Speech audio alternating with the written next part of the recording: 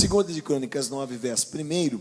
E ouvindo a rainha de Sabá a fala de Salomão, veio a Jerusalém para prová-lo com questões difíceis, com um grande séquito e com camelos carregados de especiarias, ouro em abundância, pedras preciosas, e foi a Salomão, e falou com ele de tudo que tinha no seu coração. E Salomão lhe respondeu a todas as suas questões, e não houve nada que não lhe pudesse esclarecer. Vendo, pois, a rainha de Sabá a sabedoria de Salomão e a casa que edificara, e as iguarias da sua mesa, o assentar dos seus servos, o estar dos seus criados e as vestes deles, e os seus copeiros e as vestes deles, e a sua subida pela qual ele chegava à casa do Senhor, ela ficou como fora de si, observando tudo, ou seja, a qualidade que implantou Salomão com relação ao seu senhor e sua casa. Então disse ao rei: era verdade a palavra que ouvi na minha terra acerca dos teus feitos e da tua sabedoria. Porém não cria naquelas palavras, até que vim e os meus olhos ouviram. E eis que não me disseram a metade da grandeza da tua sabedoria. Sobrepujaste a fama que ouvi.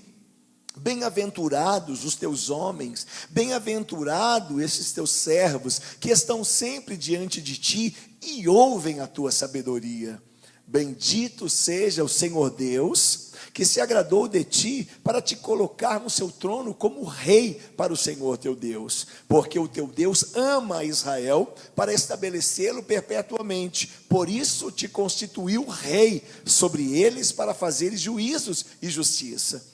E deu ao rei 120 talentos de ouro e especiarias em grande abundância.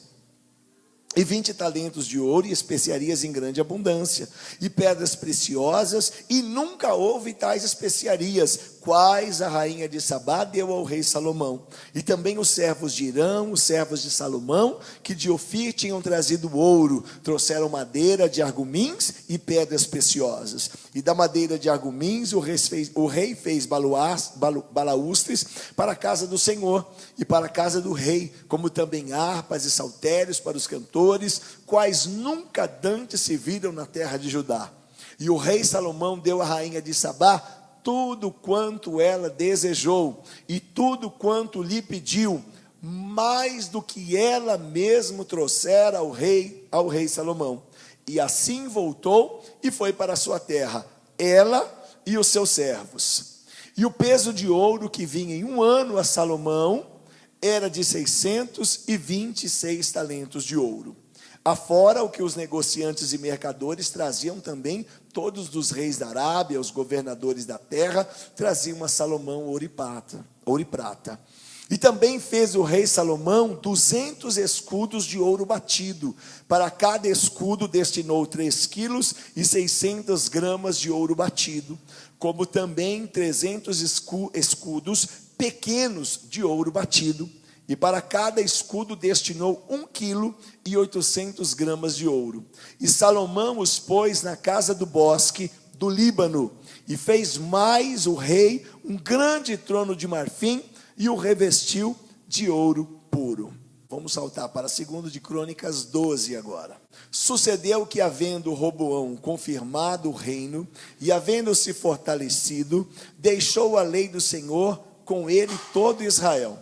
E sucedeu que no 5º ano do rei Roboão, Sisaque, rei do Egito, subiu contra Jerusalém, porque tinham transgredido a lei do Senhor. Verso de número 9. Subiu, pois, Sisaque, rei do Egito, contra Jerusalém, e tomou os tesouros da casa do Senhor. Diga comigo: tomou os tesouros da casa do Senhor. Amém. E os tesouros da casa do rei levou tudo. Também tomou os escudos de ouro que Salomão fizera, e fez o rei Roboão em lugar deles escudos de cobre, e os entregou na mão dos chefes da guarda, que guardavam as portas da casa do rei. E todas as vezes que o rei entrava na casa do Senhor, vinham os da guarda e os levavam, depois tornavam a pô-los na câmara da guarda. até aqui. Pai querido e amado Deus, em nome de Jesus, queremos te glorificar e louvar e adorar o teu santo nome. Que se confirme o poder, a unção, a glória e a presença da tua palavra. Senhor, que eu possa me colocar diante de ti com humildade, ó meu Pai amado, e me derramar diante da tua presença, para que o Senhor possa falar ao meu coração e ao coração dos teus filhos. Que todos nós recebamos do Senhor uma palavra de sabedoria, de entendimento, de graça, e saiamos desta casa hoje transformados pelo poder de Deus e pela tua palavra. Senhor, nós abrimos o nosso coração para receber o teu ensino, nós abrimos o nosso coração para que o Senhor fale conosco. Ó Espírito Santo, queremos fazer, meu Pai amado, como fez o profeta, ó meu Pai, nos derramarmos aos teus pés e nos tornarmos cada vez menores, para que se manifeste a sua glória e o seu poder, e o teu santo nome seja glorificado poderosamente nesta casa. É o que nós te pedimos agora e te agradecemos em nome de Jesus. Quem crê, dê uma salva de palmas bem forte ao Senhor. Amém, Jesus. Olhe apenas e preste muita atenção daqui por diante, por favor. Eu fiz questão de fazer uma leitura mais delongada, para que você pudesse observar a grandeza do reinado de Salomão. Porque às vezes nós ouvimos falar sobre Salomão, e todo mundo já ouviu alguma vez pelo menos, e a pessoa tem a seguinte referência: Salomão é um homem que recebeu sabedoria da parte de Deus, amém? Isso todo mundo sabe, essa parte da história. Mas eu gostaria de compartilhar com vocês a grandeza do reino de Salomão, para chegarmos àquilo que o Senhor quer nos ensinar. A Bíblia diz, meu amado irmão, que não houvera reino como o reinado de Salomão. Deus deu a ele sabedoria, e aquela sabedoria redundou em muita riqueza, em uma expressão tão forte, não apenas na nação de Israel, mas em todas as nações vizinhas. Os reis tinham desejo de virem conhecer Salomão para conversar com ele, e eles tinham prazer de trazer especiarias, bênçãos, ouro, prata para Salomão. Tal era a admiração que se exercia com relação a Salomão. Rainha de Sabá foi um exemplo.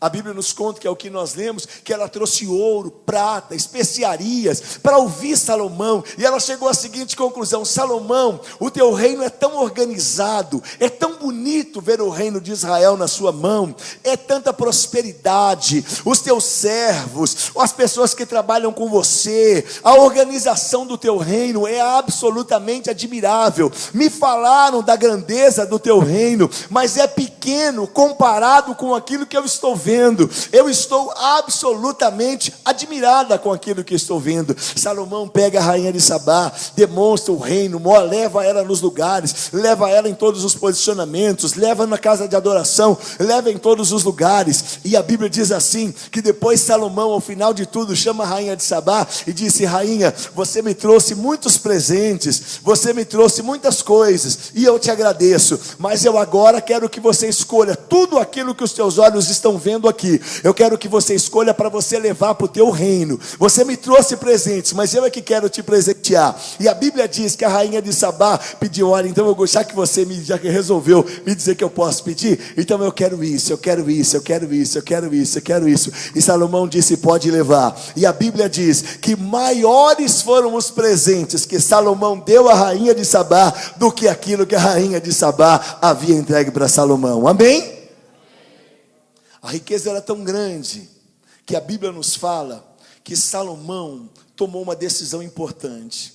Ele tomou uma decisão de fazer alguns escudos de ouro para demonstrar a grandeza do reinado. E a Bíblia diz que ele fez 200 escudos de ouro. Diz a palavra de Deus que eram um pouco maiores. E depois ele fez mais 300 escudos de ouro que eram um pouco menores. Os maiores pesavam 3.600 gramas, ou seja, 3,6 kg. Os menores, 1.800 gramas, ou seja, 1,8 kg. Preste bem atenção. E eu, aqui com a minha cabeça, eu falei: deixa eu fazer um cálculo rápido de quanto Salomão tinha, não em toda a sua riqueza de ouro, mas apenas nos escudos que ele havia mandado fazer. Conta-nos os historiadores, não está na Bíblia, mas mas contam os historiadores que Davi, ainda no seu tempo, ele havia sonhado com esses escudos, e ele sonhou com a famosa estrela de Davi, que se tornou aí o símbolo da bandeira de Israel. Então Salomão, lembrando do sonho do pai, ele agora coloca a estrela como símbolo nos escudos de ouro. E para que funcionava aquilo? Exatamente como acontece em Brasília. Quando chega um presidente de um país, o que acontece com toda a guarda armada?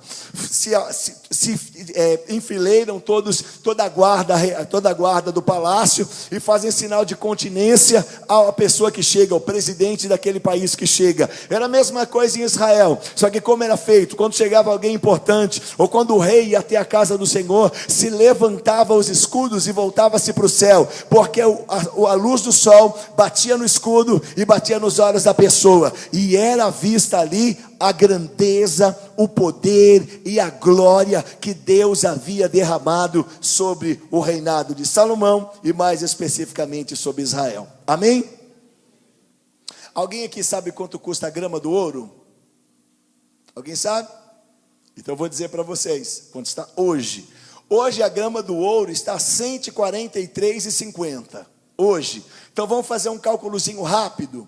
Olha lá. 1.000 gramas, ou seja, 1.000 gramas se refere a 1 quilo. Se nós estamos falando, então, que a grama do ouro é R$ 143,50, 1 quilo de ouro custa, então, conta redonda, 143.500, é o que custa 1 quilo. Os primeiros escudos grandes pesavam quanto? 3,6 quilos. Então, se nós multiplicarmos os 3,6 quilos pelos, que seria então 3.600 gramas, vezes R$ 143,50 que custa a grama, cada escudo que Salomão mandou fazer custaria a dias de hoje 516 mil reais, ou seja, R$500 mil. Quantos escudos Salomão mandou fazer? 200. Então este valor vezes 200, na verdade seria o valor hoje de 103.320.000 reais, os 200 escudos que Salomão tinha mandado fazer. Ok. Mas ele não satisfeito, ele mandou fazer mais 300, de 1,8 kg. Vamos fazer a mesma continha. 143 vezes 1.800 daria em números redondos R$ 258.300 cada escudo. Ele mandou fazer 300 vezes esse valor, dá um total de 77.490.000.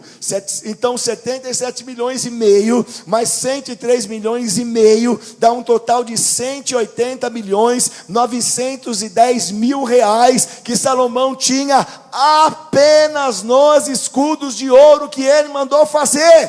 Tal era a grandeza do reino de Israel. Amém? Mas aí eu falei, eu gostaria de ter uma referencial, eu gostaria de entender o que significa isso em toneladas, comparado com o que os países hoje têm como reserva. Parem para observar. Então, de ouro, somente nos escudos, sem contar todo o ouro que ele tinha como reserva em Israel, ele tinha 1,3 quilos de ouro, tinha Salomão. Você sabe quanto é a reserva hoje de Hong Kong? Vocês sabem que todos os países têm uma reserva de ouro para garantir o seu valor monetário. O dinheiro que roda na nossa mão tem que ter uma reserva em ouro. Em todos os países tem, no Brasil também tem. Hong Kong, a reserva hoje de ouro de Hong Kong, sabe quanto é, meus irmãos? 2,1 quilos. Salomão tinha nos escudos de ouro, somente nos escudos de ouro, 1,3 quilos, ou seja, só nos escudos Salomão tinha metade do que tem a garantia de Hong Kong. Deu para entender? Deu para entender? Você pode aplaudir a Deus por isso?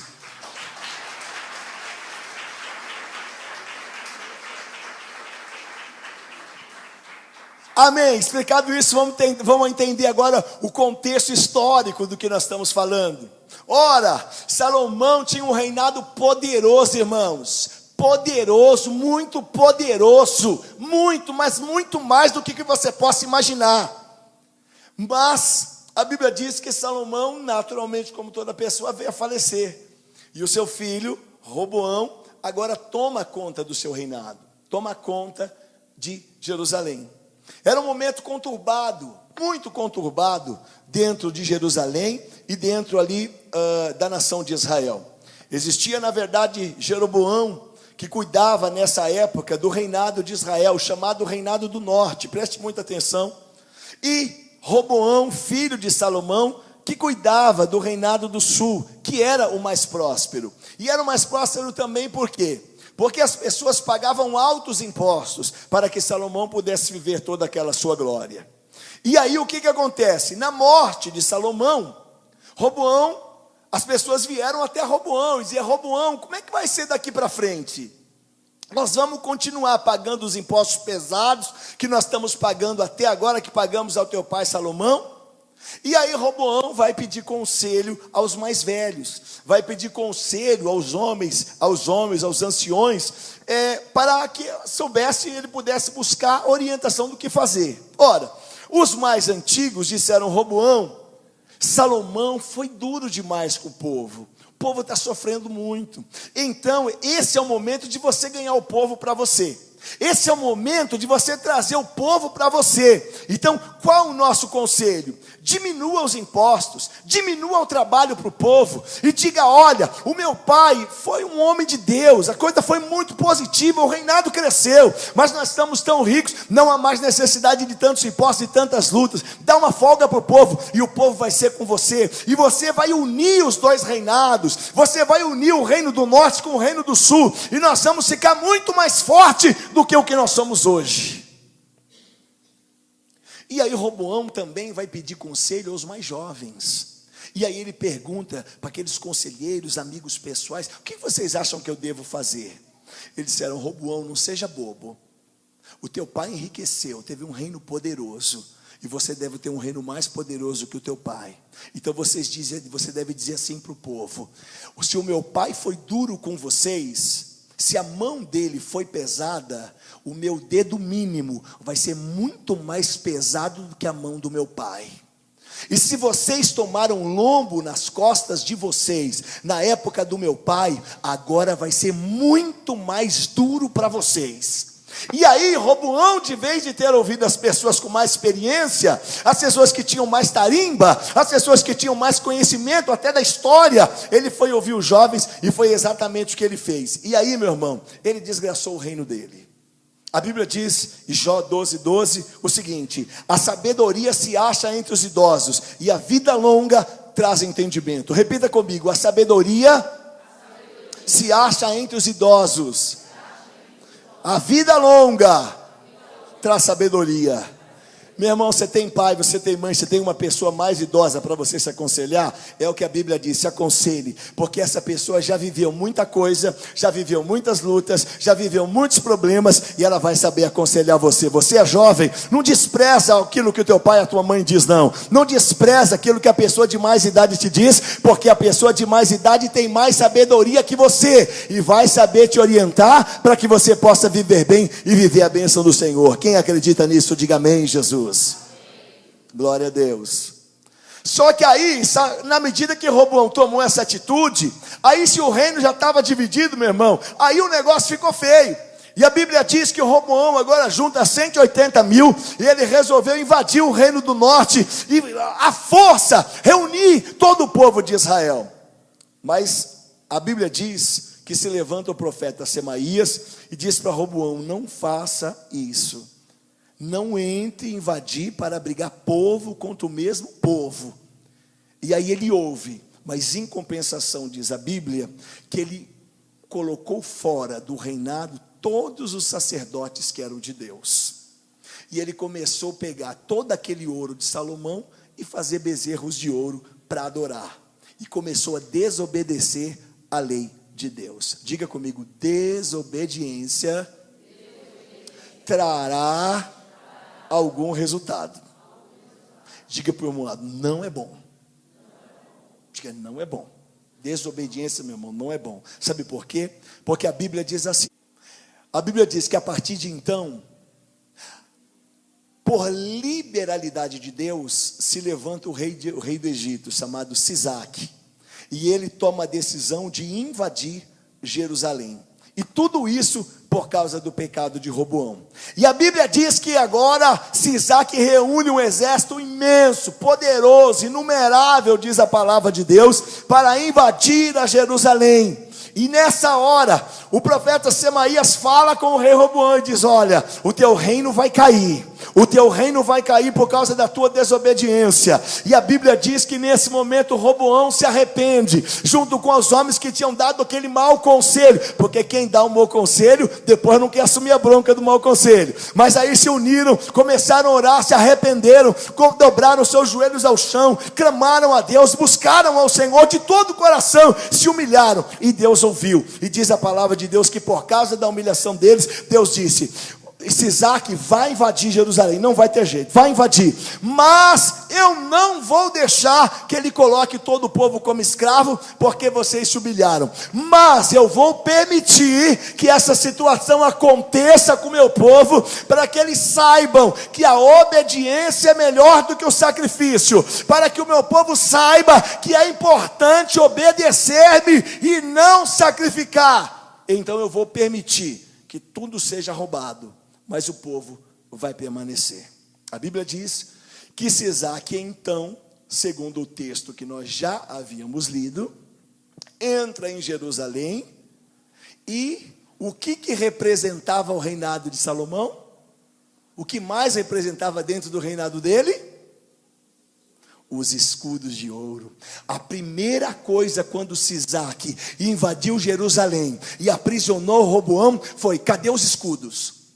Cadê os escudos que o teu pai fez? Cadê os 300 escudos que o teu pai fez? De 1,8 kg cada um. Cadê os escudos que o teu pai fez? Os 200, de 3,8 kg. Cadê? Nós queremos todos os escudos. Nós vamos levar todos os escudos. Mas tem aqui a sigla de Davi, a estrela de Davi. Você não pode levar. É a primeira coisa que nós vamos levar. Nós queremos levar todos os escudos. E meus irmãos, levaram todos os escudos da casa de Deus. E depois de tudo isso, eu fiquei pensando: o que vai fazer Roboão? A Bíblia diz que Roboão tomou uma atitude. Sabe qual foi? Roboão, quando viu que os escudos de ouro haviam sido levados, Roboão agora toma a atitude de fazer escudos de bronze. Eu fui também dar uma olhadinha para estudar um pouquinho melhor a respeito do assunto, e eu fui ver do que o bronze ele é feito. O bronze não é apenas um metal. O bronze ele é a mistura de vários metais. É a mistura de ligas metálicas como cobre, estanho, zinco, alumínio, fósforo, chumbo. É uma mistura de elementos e de minerais que vão fazer com que exista o escudo. Só que tem uma coisa: quando ele é polido, ele é quase igual ao ouro. Ele parece com ouro. Ele brilha quase igual ao ouro. Talvez em situações adversas, as pessoas até pensariam que os escudos eram de ouro. E embora agora Jerusalém tivesse perdido todo o ouro, mas continuava com a pompa. Cada vez que Roboão passava, ele fez os mesmos 300 escudos e os mesmos 200 escudos, só que agora de bronze. E quando ele entrava na casa do Senhor, permanecia a mesma situação. Os guardas levantavam os escudos para que Roboão entrasse na casa do Senhor e pudesse lá orar. Quando terminava, guardava-se os escudos na casa da guarda, como se fossem ainda os escudos de ouro. Amém? Amém? Então esse é o momento histórico vivido, e do momento histórico é que nós vamos tirar algumas lições. A primeira lição todo esse texto que nós lemos, a primeira lição importante é que reino dividido não prospera. Diga ao irmão do seu lado: reino dividido, irmão, não prospera. Pode falar para 3 irmãos aí: reino dividido não prospera. Reino dividido não prospera. maridos, esposas que estão divididos com os filhos, igreja que está dividida, uma empresa dividida, uma escola dividida. Nada funciona se não tiver unidade. Aonde não existe unidade não há prosperidade, aonde não há unidade não há crescimento, aonde não há semelhança de ideias não há crescimento, aonde há divisão, aonde há contenda, aonde há briga, aonde há divisão, não existe a bênção do Senhor e não existe prosperidade. No ministério, na vida, na igreja, não existe. Então, meu irmão, a primeira coisa importante é isso, é nós tomarmos uma atitude, e a atitude é perdão. Diga comigo, perdão. Aonde não há perdão, não há unidade. A gente precisa aprender a perdoar. Bispo, mas é difícil, a pessoa falou mal contra mim, a pessoa me atingiu, a pessoa me afligiu. Não importa de quem é o erro, importa que nós precisamos liberar perdão. Não importa quem errou, importa que nós é que precisamos estar livres, e quando eu libero perdão, sou eu que estou livre. Amém? Se você está andando, você está atravessando a rua para não encontrar tal pessoa, o peso está em você, então é você que precisa liberar perdão. Mas bispo, a pessoa que pecou contra mim, a pessoa que errou, a pessoa que me ofendeu, a pessoa que fez, não importa, é você que Deus está falando, e é você que precisa liberar perdão, e você vai estar livre desse pecado, e você vai estar livre para viver a prosperidade do Senhor. Assim diz o Senhor dos exércitos. Se levante hoje, nesta noite, porque o Senhor está falando contigo. Libere perdão, e a bênção do Senhor virá sobre a tua vida.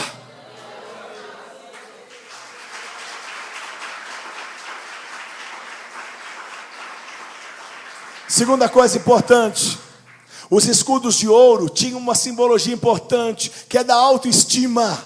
Diga comigo, autoestima. Meu irmão, uma pessoa caída sem autoestima, uma pessoa com autoestima baixa, essa pessoa não tem como prosperar, não tem como avançar, não tem onde colocar a mão e ver a bênção do Senhor. A perda dos escudos de ouro trouxe um prejuízo incrível para o reino de Israel. Incrível, incrível. E a primeira coisa importante que eles perderam, meus irmãos, eles perderam o símbolo maior da prosperidade do reino de Israel. Perderam os escudos, porque agora as pessoas sabiam, os outros reinados sabiam. Cadê o reinado de Salomão, a glória de Salomão? Mas os escudos ainda estão lá. Mas as pessoas sabiam que os escudos de ouro já haviam sido levados. O que havia lá é apenas o escudo de bronze. Meu irmão, meu amado irmão, minha amada irmã, nós não podemos perder a glória, o poder e a graça de Deus sobre a nossa vida. A palavra de Deus nos fala que simbolizava o poder bélico de Israel, simbolizava a estatura moral, a obediência a Deus, simbolizava que quando os reis vinham até Israel, viam a grandeza de Deus, quando eles viam toda aquela glória, toda aquela organização, as pessoas olhavam e diziam: eis aqui o Deus de Israel, o Deus todo-poderoso. Sabe por quê, meu irmão? Quando nós obedecemos a Deus, quando a nossa vida simboliza o escudo de ouro, quando a nossa vida simboliza a excelência de Deus, as pessoas olham para nós e dizem: ali vai um servo de Deus, ali vai uma serva de Deus, ali a excelência de Deus estão sobre eles. Os escudos de ouro representam a nossa vida. Os escudos de ouro representam a nossa vida. Vida de excelência. Meu irmão, a minha vida e a tua vida tem que representar uma vida de excelência na presença de Deus. Moral alta, convicção de quem nós somos em Cristo, convicção do chamado, convicção de quem você é. É ridículo, irmãos, nós vemos cristãos com medo de macumba. É ridículo, irmãos, nós vemos cristãos que continuam pecando naquele mesmo pecado que pecavam lá atrás quando aceitaram Jesus, continuam escravos do mesmo pecado. É ridículo, irmãos. Nós vemos situações como nós vemos hoje. Irmãos, às vezes choveu, bispo, então não deu para mim ir para a igreja. Hoje o sol está demais, então não deu para mim ir para a igreja. Ah, bispo, aconteceu um problema, não dá para mim orar, não dá para mim ir para o monte. Meus irmãos, isso não é uma vida de excelência, isso é uma vida de fracasso. Nós precisamos ter uma vida excelente diante da presença de Deus. Nós precisamos ter uma vida excelente, uma vida espiritual excelente. Nós precisamos ter uma vida de trabalho excelente. Como já disse o pastor Caio César na pregação de sábado passado, como pode o homem e a mulher de Deus dizer assim: eu sou um homem de Deus, a mulher de Deus, e sirvo ao Deus Todo-Poderoso, se você tira as piores notas na escola? Como é que você pode ser uma pessoa excelente? Como que você pode representar um símbolo de ouro se no teu trabalho você chega todo dia atrasado? Como você pode querer representar os símbolos de ouro se você sabe que o culto começa às 6 e você chega às 6:05, 6:10, 6:15? Como que você pode, meu irmão, dizer que é excelente? Como é que você pode dizer que a tua vida representa o símbolo de ouro se você, meu irmão, se você, minha irmã, não se veste condizente como um servo e uma serva de Deus? Como pode, meu irmão? O que Deus anseia em nossos dias é que a nossa vida venha representar aquilo que nós estamos falando, aquilo que eu vivo, aquilo que eu falo. A minha vida tem que representar aquilo que eu prego. A minha vida tem que representar aquilo que eu prego, meu irmão. E o que Deus deseja para a igreja de nossos dias é uma igreja que saiba representar a excelência dos escudos de ouro.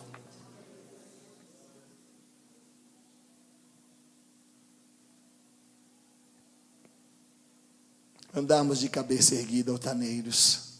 Temos uma oração de autoridade. Profetizarmos em nome de Deus sem medo, porque nós sabemos que nós estamos na presença de Deus. É ter coragem, ousadia de liberar a palavra e dizer: eis que te digo, porque o Senhor diz assim a você. Assim, assim, assim, assim diz o Senhor. Eu sei o Deus em que eu tenho crido e sei que é poderoso. Eu tenho autoridade de Deus na minha vida para falar. Eu tenho autoridade de Deus na minha vida para profetizar. Eu tenho autoridade de Deus sobre a minha vida para orar. Eu estou debaixo da excelência de Deus. Eu estou cheio do Espírito Santo. Eu tenho vivido excelentes experiências com Deus. Eu vivo uma vida de fé. A minha vida representa os escudos de ouro, os escudos de Salomão. Deus pode olhar para mim e enxergar em mim a excelência. Aquilo que eu faço, aquilo que eu sou, eu procuro fazê-lo com excelência. A minha oração é com excelência, o meu estudo da palavra é com excelência, o meu compromisso com a obra é com excelência, o meu compromisso com o ministério é com excelência, a minha vida no colégio é com excelência, a minha vida de filho é com excelência, a minha vida de pai é com excelência, a minha vida como cidadão é com excelência. Meu irmão, nós representamos a glória de Deus sobre essa terra, então nós precisamos fazê-lo com excelência.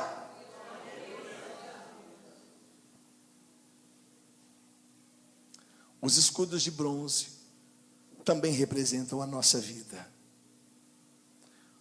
Os escudos de bronze também representam a nossa vida. Por isso que o escudo de bronze é a mistura de vários elementos. Não é um elemento puro como o ouro. Representa a nossa vida, que a gente vai fazendo as misturas que não devem existir. Os escudos de bronze representam a perda da convicção de quem você é em Cristo. Os escudos de ouro representam aquilo que a pessoa perdeu a sua própria identidade de quem é em Cristo. Eu já nem sei mais quem sou. Eu já não sei se sou servo de Deus, eu já não sei se sou do mundo, eu já não sei mais se sou do Senhor.